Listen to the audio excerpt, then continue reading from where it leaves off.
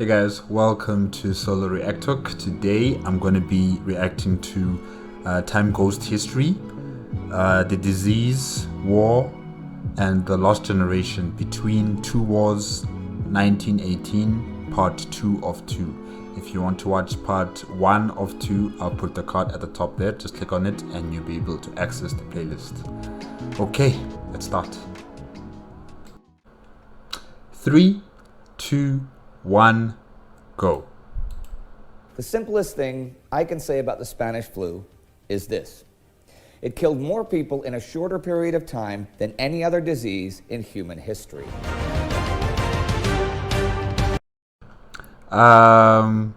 Yeah, I don't know about that now. I don't know about that right now, whether the Spanish flu still holds that title. But interesting. Let's continue. Welcome to Between Two Wars, a summary of the interwar years, from the uncertainty and hedonism of the 1920s to humanity's descent into the darkness of the Second World War. I'm Indy Nidell. As the nations that fought the Great War lay down their arms, there's something else going on that further colors a world that was unquestionably a world of absolute disaster. In the autumn of 1918, the Spanish flu reaches its highest level of infection and mortality. The flu has quickly spread all over the world since the spring.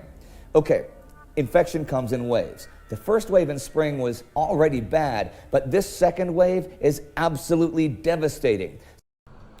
Deja vu. We all know what's happening right now currently in the world. Doesn't this kind of feel familiar, guys? Haven't we seen this all before? September and October are the worst months of the Spanish flu. The numbers are staggering. On every single day of September and October 1918, more than 300,000 people are killed by the disease.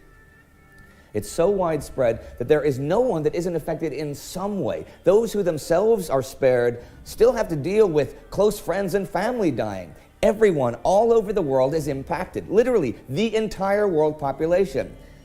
It's hard to even imagine what that does to a world already so broken. And the second wave is followed immediately by 2 more waves lasting into the spring of 1919. Then a final wave of infection strikes in autumn of 1919, which leaves people dying into the first months of 1920.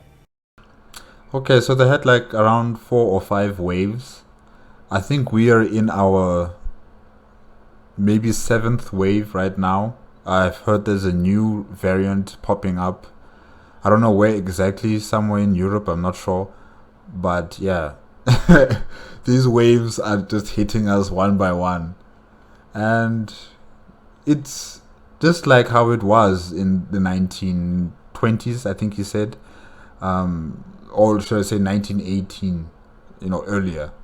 In terms of this virus going across the world, infecting and killing so many people across the world. It's just like what's happening right now. I don't know about the numbers per se in terms of how many people have passed away due to the virus. Some governments these days, they kind of keep that a secret. They don't want the public to know.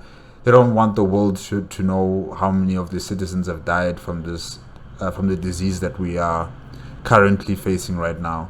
So, the information is not really accurate. It's politicized to the extreme, I would say. So, yeah, we don't really have reliable information. But really, this is like a mirror image of what's going on right now. I don't think the world is broken or the world is damaged like how it was in 1918 and in those years between World War I and World War II. I don't think the world is broken economically or socially. We are just adapting. Yeah. In the end, we don't have exact figures on how many people died from the Spanish flu, but we know it killed at least 40 million and maybe as many as 100 million people worldwide in 18 months starting in March 1918. That's up to 1 in 20 of the world population. There was nowhere on the planet that was safe. It reached the frozen wastes of the Arctic and the remote Pacific Islands. As a comparison, the population of Spain in 2018 is around 46 million people. Imagine if every single person in Spain, man, woman, and child, died in under 2 years, and you get an idea of how many lives were lost to the flu. Now, in terms of mortality by percentage, it was not the most deadly disease we've ever seen. The Black Death, for example, which ravaged Europe 1347 to 1351, though it originated in Central Asia in the 1330s, killed an estimated 23 million of Europe's roughly 72 million inhabitants in that period, which is roughly a third of the population. But we hadn't seen anything like that for centuries by 1918. Sure, there was malaria, which overall killed more people through the years, and smallpox, which killed hundreds of millions of people between 1900 and 1950. But the rate of people dying over just that 2-year period, coming on the heels of the First World War, made it really seem that one way or another, the world was coming to an end. Aside Well, if I were to compare to what's happening today, people are not really. Well, they are saying that the world is coming to an end because, you know, the rich people are trying to kill us with this virus, and they're trying to kill us with the vaccine. You know, they're killing us with 5G.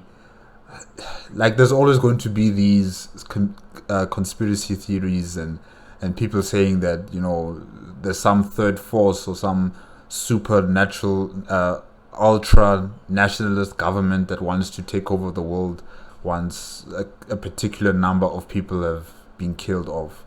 But yeah, people make this kind of hysteria every time when there's a global pandemic. Clearly, as the narrator says, during the time of the Spanish flu, people were thinking that it was going to be the end of the world, and it wasn't. It continued. Even after World War II, it continued. So, you know, these things happen. History is repeating itself. And I also saw a picture there of officers wearing masks. People wore masks during that time, and they didn't complain. They didn't have any issues about wearing masks. Oh, so okay, I'm not sure actually. Let me not say that they didn't have any problems, but you know, they wore masks, and like in the present day, it's so difficult for people to wear masks. There's always these excuses and issues that they have with wearing a mask.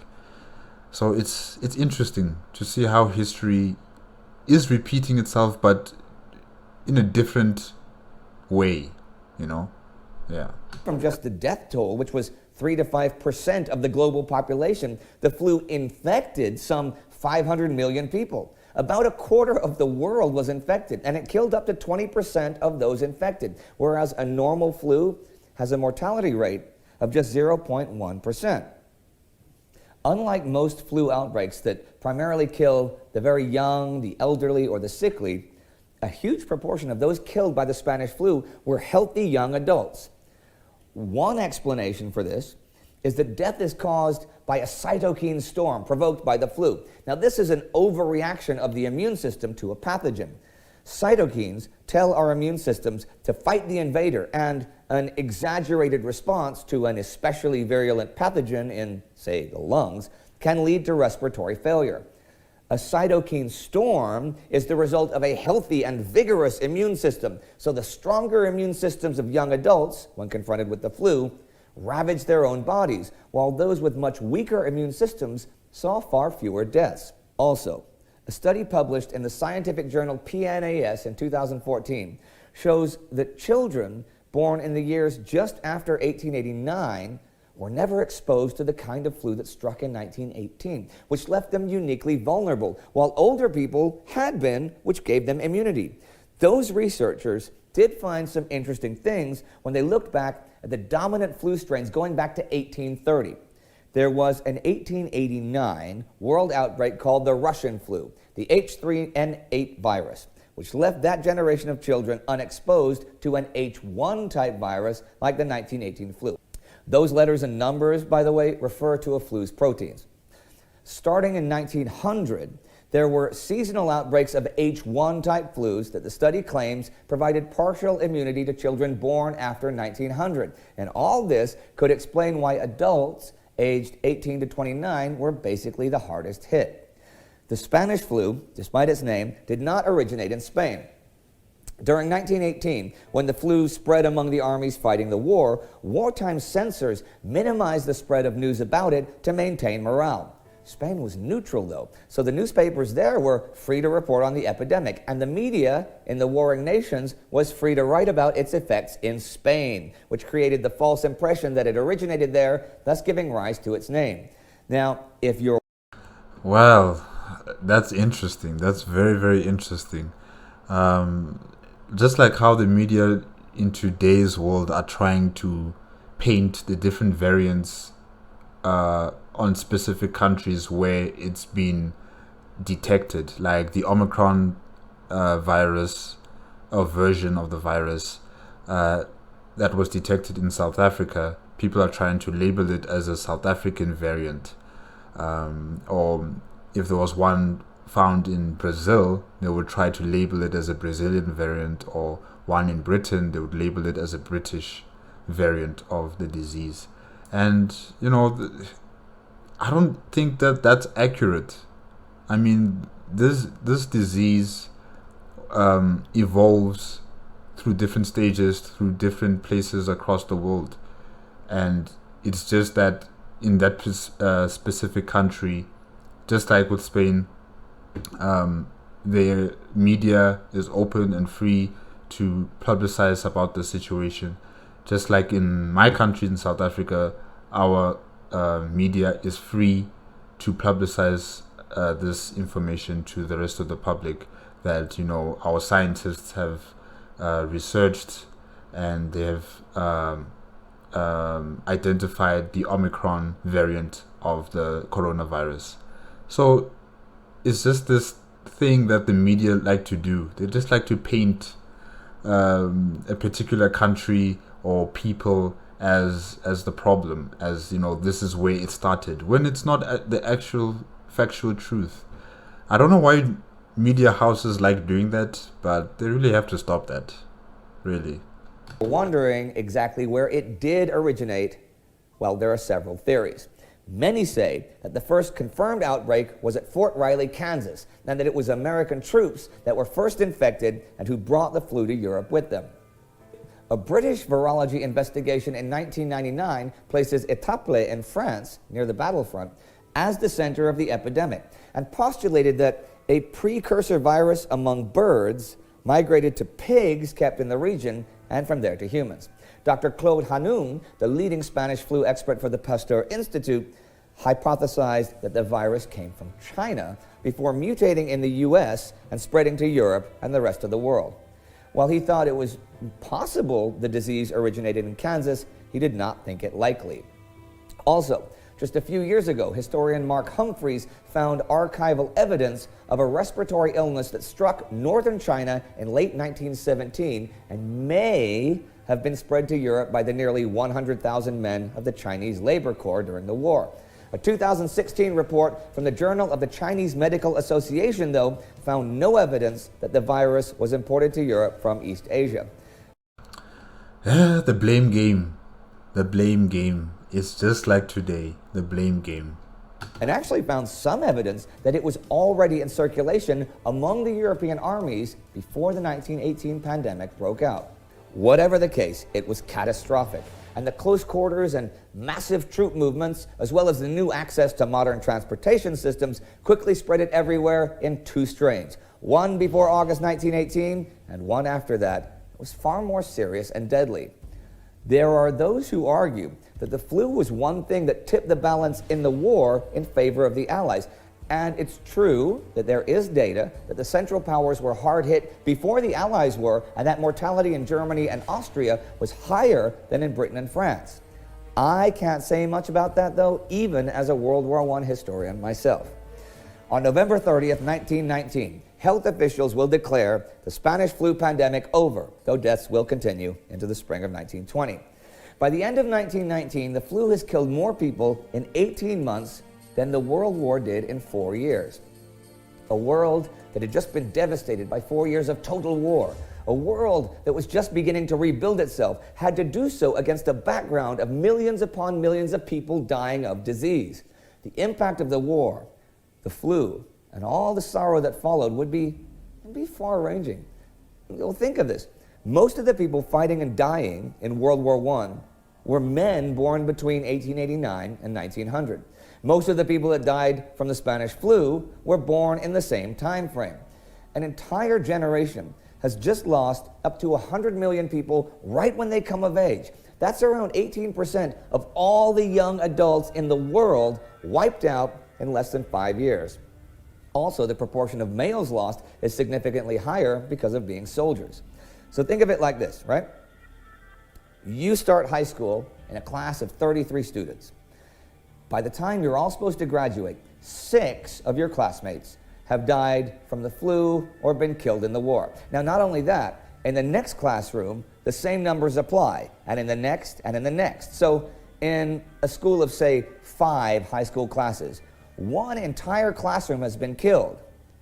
And also in every other school, in every other country, in the entire world. Shortly after the war, the novelist and patron of the arts, Gertrude Stein, will name this generation the Lost Generation. And they are already generally considered decadent, dissolute, and irretrievably damaged by World War I. Her protege, the author and journalist Ernest Hemingway, himself born in 1899, popularizes the term and will write several books seminal in describing the hopes and pains of his generation. Okay, the current generations, the millennials, what are they called? Generation Z and X? I'm not sure. I don't think we're lost. I just think, we're not decadent either. I'm not sure about our generation really, but we are suffering.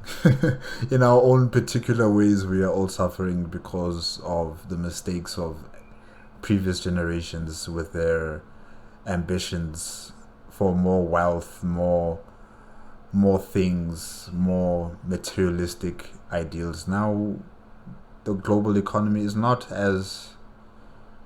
it's not like when they were employed, It's just not the same, I think. Yeah. But things change. That's inevitable, Nothing stays the same. So, yeah, we're not really decadent. We're not self-centered. We are more open.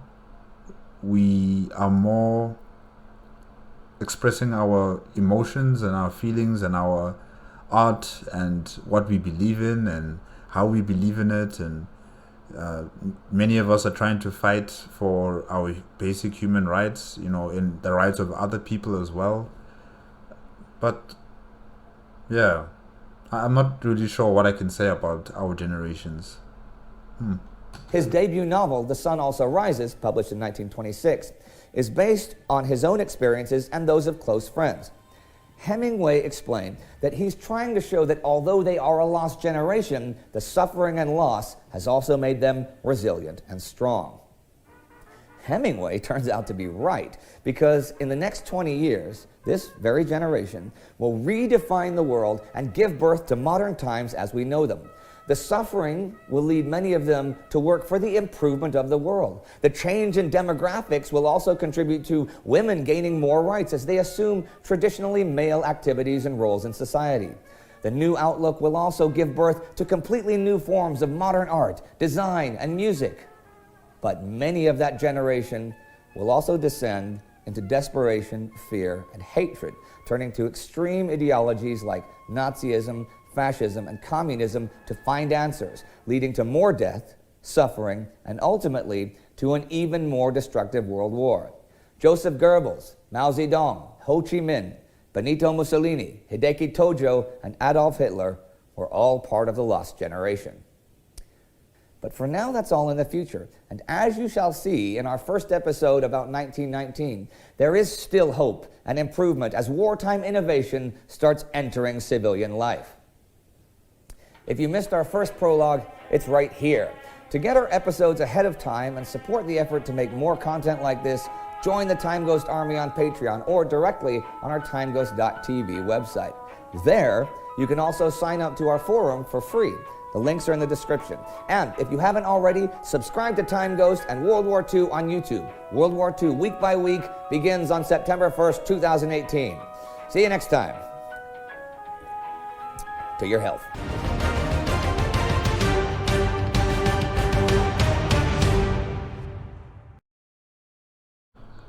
All of this has happened before and it is happening again.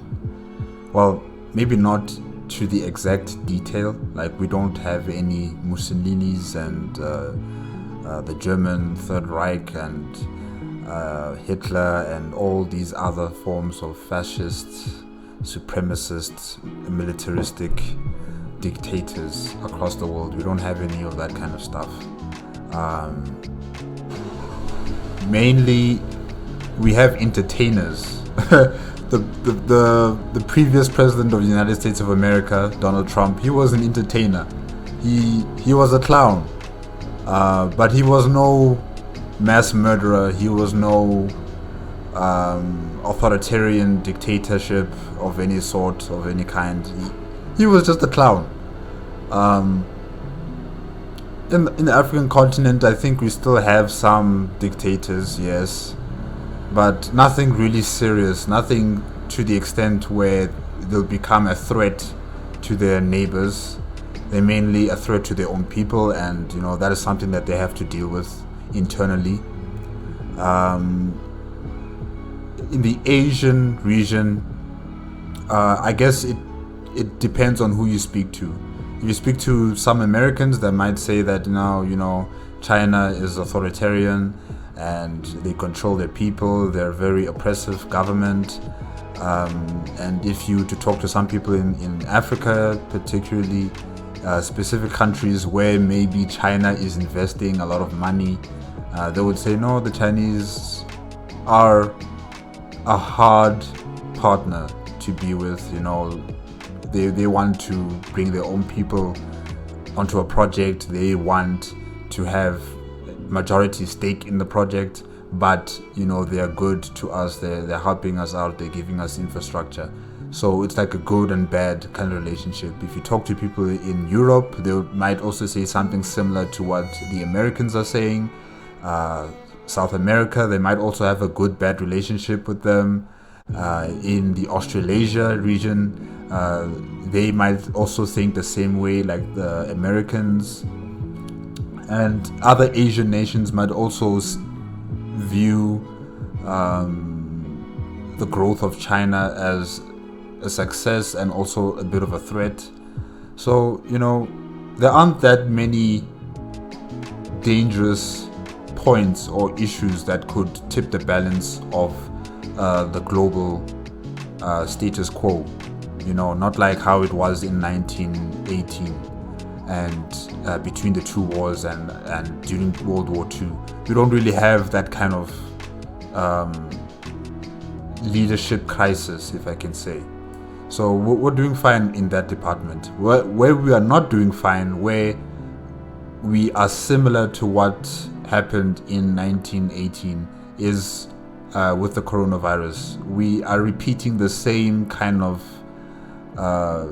hymn or rhythm that happened during 1918, where people are dying, people are hysterical, they coming up with their own assumptions and conspiracy theories about this virus and the different waves that are hitting the globe, every few months or so.